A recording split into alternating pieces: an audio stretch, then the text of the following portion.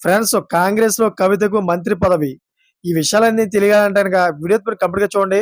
అప్పుడే మీకు complete information ఏంటో అర్థమవుతుంది.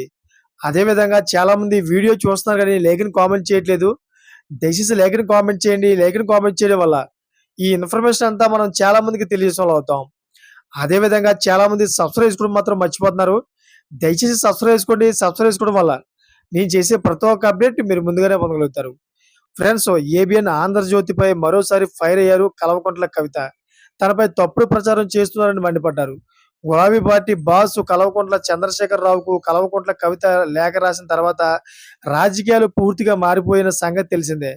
దీంతో ఆమె కాంగ్రెస్ పార్టీలోకి వెళ్తున్నారని ఆంధ్రజ్యోతిలో పత్రికలో రావడం జరిగింది. అయితే కాంగ్రెస్ పార్టీ మాత్రం ఆమెను చేర్చుకోవడం లేదని, దీంతో కొత్త పార్టీ పెట్టేందుకు నిర్ణయం తీసుకున్నట్లు కూడా కథనాలు వచ్చాయి. అయితే ఈ కథనాలను నిన్న ఖండించారు కవిత. ఇక ఇప్పుడు మరో కథనం ప్రచురణ అయింది. 6 గులాబీ పార్టీ ఎమ్మెల్యేలను తీసుకువస్తే మంత్రి పదవి ఇస్తారా అని కల్వకుంట్ల కవిత కాంగ్రెస్ ముందు ఆఫర్ పెట్టినట్లు కొత్తగా వార్త రాసింది ఆంధ్రజ్యోతి. అయితే దీనిపై స్ట్రాంగ్ కౌంటర్ ఇచ్చారు కల్వకుంట్ల కవిత. ఇదంతా ఫేక్ న్యూస్ అంటూ సింపుల్‌గా కొట్టిపారేశారు. అంతేకాకుండా నా హస్తం లేకుండా, అదేవిధంగా నా పర్మిషన్ లేకుండా ఇటువంటి ఫేక్ న్యూస్ మీకు రాయడం కరెక్ట్ కాదు. ఇటువంటియి మళ్ళీ రిపీట్ అయితే గనక చట్టపరమైన చర్యలు తీసుకుంటా అని చెప్పేసి వార్నింగ్ కూడా ఇవ్వడం జరిగింది.